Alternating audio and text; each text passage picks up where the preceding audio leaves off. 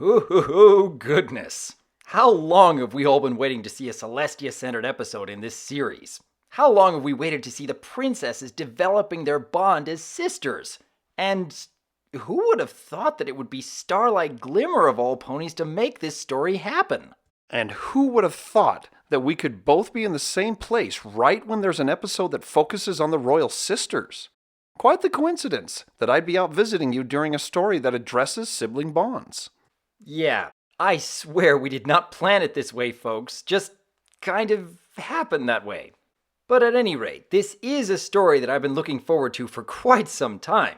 Ever since the synopsis came out several weeks back. I was thoroughly surprised to hear that Starlight would be the one handling this conflict, but looking back now, the writers knew exactly what they were doing. The map was right to send her. The only other two ponies who could have possibly pulled that off and be sent by the map would be Twilight and maybe Rarity, maybe. But neither of them would have even thought to push the princesses so far in order to address their feelings. Let's start with what this story did right. Both Celestia and Luna have had more character development here than perhaps any other episode in the entire series. You could certainly argue that Luna might have had more life-changing moments in previous seasons, but Celestia? No other story even comes close. And even that brief moment in Slice of Life showing a real relationship between sisters has been brought to the forefront in very touching and yet highly entertaining ways. Oh my gosh, my cheeks are killing me! I can't keep smiling like this anymore. I am exhausted. I don't know about you, but who else agrees with me that the introduction of Daybreaker was super cool? We get a pretty good view of what Celestia could possibly become if she were to allow herself to become selfish and power-hungry. I doubt that would ever happen, but I really enjoyed seeing the possible result. I'm sure there are plenty of bronies out there writing fan fiction and drawing artwork of that subject as we speak. I must also give praise to the inclusion of Twilight Sparkle throughout the story because there is simply no Twilight quite like stressed out Twilight. It may not be less than 0 levels of panic, but having her as a music box dancer was both creative and entertaining. It made for some pretty funny moments when we saw Twilight freaking out about what the conflict was and watching her reaction to Starlight's decision to switch the royal sisters' roles. In fact, I think one of the best moments is when Starlight finally got sick of hearing Twilight's fussing and put the music box into the drawer. Wouldn't that be convenient whenever you wanted to leave a conversation? I must admit, though, I don't think everything worked quite as well as it could have here. For one, this is a story setup that's been done hundreds of times over in other media. I am glad for the many creative twists they brought in, but it's kind of hard to enjoy the story when both Celestia and Luna are talking about just how easy everything is going to be and we can all tell exactly how it's going to go for them. Well, almost anyways. I thought the sisters were too quick to get frustrated with each other and start raising their voices.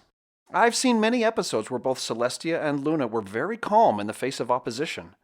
I realize this conflict between them has probably been brewing over quite some time, but it seemed like the writers put a lot more immaturity into the sisters' characters than was appropriate. It was kind of essential to the story, and the 22-minute time frame. Granted, but I would have liked to see the MLP staff approach it a little differently so the princesses don't come off as petty teenagers. That's kind of a staple with this series, unfortunately. So many stories that really needed more time to flesh out the characters and motivations. But given the structures the writers had to work with, I am still quite impressed they gave us as much as they did. Like the little things in the background that are almost blink and you'll miss it moments. I especially enjoyed seeing baby Applejack being coddled by what I assume was one of her parents. Fascinating to see what each of these ponies dream about, don't you think?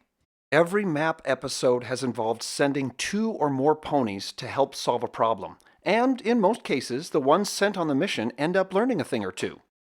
This is the first map mission where only one was sent, and it was Starlight. Quite unexpected. However, true to previous instances, Starlight was a critical part of the solution to the problem, and she was able to gain quite a bit of confidence in her own intuition. This is another one of the strongest elements in this story. Starlight was essential in that she made a drastic decision that forced a new perspective, and yet it became abundantly clear that she doubted her actions. If she had kept her confidence throughout the entire episode, always claiming her choice was the correct one, she would have come off as far less relatable and even arrogant. Every relationship, especially among family members, requires humility, the admission that my way may not be the best way, and that another's ideas and choices might have more merit than our own. What I saw in this episode was a pair of flawed sisters who have a real relationship with each other, one that is not always a bed of roses. I also saw that each of them, in turn, were able to show humility by admitting that they were wrong about the other. This is easily one of the standout entries in Season 7 thus far.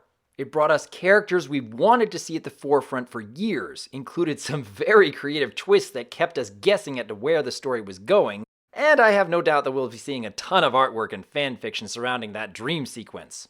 All in all, Royal Problems is certainly an episode I can come back to time and again. But what do each of you think? Do you feel this relationship between the sisters seems real or contrived? What are your thoughts on having Starlight being the one sent by the map? Was she right for the job? And I'd love to see everybody's opinion on Daybreaker. Until next time, I am Dr. Wolf. And I'm TericDragon. And we look forward to hearing from you.